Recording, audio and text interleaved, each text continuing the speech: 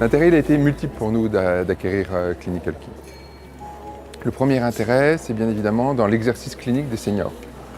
Dans le cadre de cet exercice clinique, ça permet de les réassurer, de réassurer leur diagnostic et de faire des revues de dossier.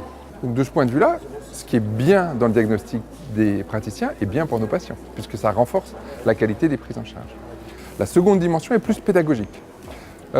Offrir à nos internes des outils pour déjà réaffirmer leur diagnostic, les aider dans la pédagogie de leur jugement, etc. est bienvenu. Et puis en plus, on sait que des internes, ce sont des étudiants. Et donc, ils ont une thèse à rendre à la fin de leurs études. Et donc, on l'a pu le voir avec les témoignages qu'on a recueillis. Ça permet aux internes d'avoir des données bibliographiques, d'avoir des éléments d'analyse pour nourrir leur travail de thèse. Donc, tant d'un point de vue clinique que d'un point de vue pédagogique, c'est pour nous un enjeu d'attractivité à l'égard de nos seniors, à l'égard de nos futurs médecins, et on le voit dans les faits. L'hôpital d'Arras, en l'espace de 2 ans, a grandement progressé dans l'attractivité vis-à-vis des internes, a grandement progressé aussi dans ses volumes d'activité, parce que je crois que la qualité, l'excellence de notre établissement est ainsi reconnue et Clinical Key participe de la reconnaissance de cette excellence. Le processus a été finalement assez facile. Dans le choix de Clinical Key, déjà d'une part il y a eu une réflexion médicale avant toute chose, où les uns et les autres, donc la communauté médicale, a pu tester, a eu des démonstrations, a pu valider l'ergonomie de l'outil. Pourquoi Clinical Key plutôt qu'autre chose? L'alternative c'est Google. Et Google, on est noyé sous l'information. Clinical Key structure, étaye l'information, une information qui est bilingue, donc ce qui est un outil important puisque la plupart de nos jeunes médecins pratiquent couramment l'anglais, mais pas tous malgré tout. Donc voilà, ça s'est passé assez facilement, assez naturellement.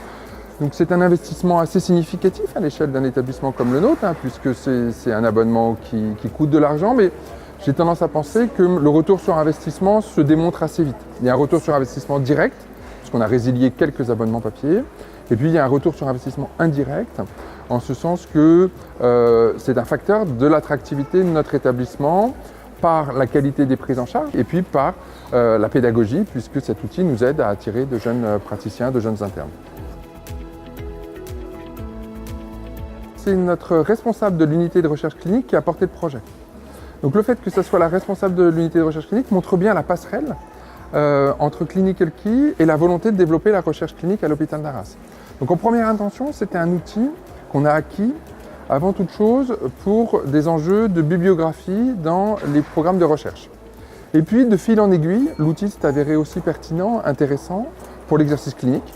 Et puis la démonstration aussi, et ce n'était pas l'objectif initial, conquis des internes. Donc de fil en aiguille, il y a un effet boule de neige en fait qui s'est construit entre les cliniciens, les internes, les praticiens intéressés par la recherche.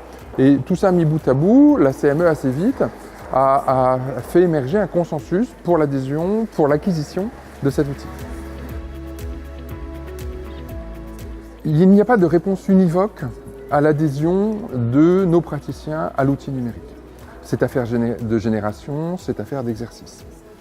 Malgré tout, on observe aujourd'hui qu'il y a une adhésion globale à l'outil numérique qui est pluridimensionnel.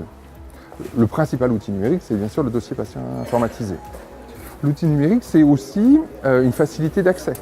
On le voit, notamment les jeunes internes accèdent à travers l'outil numérique à de l'information, pas forcément sur le lieu de travail. Il y a des applications, il y a des accès à distance, il y a même des accès à des séances de dossier patient informatisé.